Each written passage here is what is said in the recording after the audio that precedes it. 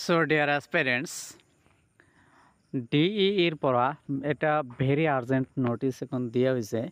So urgent notice কোন আসলতে কি হর এইটো আমি চাম। Government of Assam, office of the directorate of elementary education, Kahilipara Guwahati. ইয়াত দেখা পাইছে 17 অক্টোবৰ 2025। ডেট মিনছ এইখন নোটিছ হৈছে আমাৰ যোৱাকালিৰ আচলতে লেট হৈ গ'ল। নোটিছটোত কোৱা হৈছে in pursuance of government letter dated 17/10/2025, অৰ্থাৎ 17 মে 2025 গভৰ্নমেণ্টৰ পৰা এখন নোটিছ তেখেতসকলে ডিইৰ পৰা পাইছিল, ডিইয়ে পাইছিল চৰকাৰৰ পৰা। Information of all candidates who have applied for the post of teachers of LP and UP schools under the Directorate of Elementary Education Assam against advertisement A dated 26/12/2023 and advertisement B, it is dated 26/12/2023, and have been selected in the post of graduate teacher and postgraduate teacher under Directorate of Elementary Education Assam shall voluntarily withdraw their names।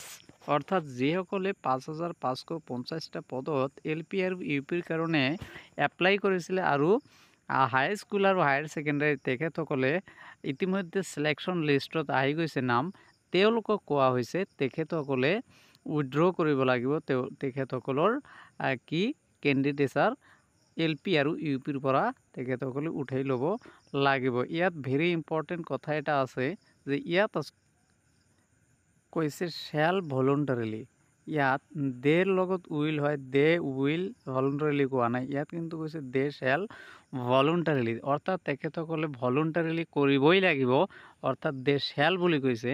তাৰপিছত আমি দেখিম, তাৰপিছত the candidates who have are requested to visit the official website of DE Assam, এই ৱেবছাইটটো visit কৰি withdraw কৰিব লাগিব, and hereby submit their withdrawal candidature from the post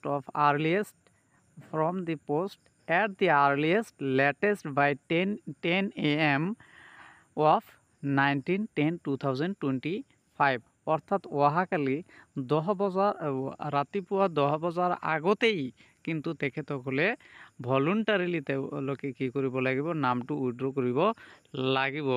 ইয়াত আকৌ পইণ্ট নম্বৰ ইয়াত কোৱা হৈছে whereas if found that any candidate does not withdraw their candidature voluntarily within the stipulated time period, then necessary steps will be taken to avoid duplicacy of in recruitment। অৰ্থাৎ যদি কোনোবাই যদি কি নকৰে, withdraw নকৰে, অহাকালি 10 বজাৰ আগলৈকে উইথড্ৰ নকৰে, তেখেতসকলৰ বিৰুদ্ধে কিন্তু এটা নেচেচাৰী ষ্টেপ, প্ৰয়োজনীয় পদক্ষেপ লোৱা হ'ব বুলি ইয়াত কোৱা হৈছে। অৰ্থাৎ প্ৰত্যেকজন কেণ্ডিডেটে যিসকলে PGT আৰু TGTত তেখেতসকলে পাইছে, তেখেতসকলে নিজৰ নামবিলাক কি কৰিব লাগিব, উইথড্ৰ কৰিবই লাগিব। আৰু এইটো কৰিলে কি হ'ব, LP আৰু UPত কাট অফটো কমি যাব।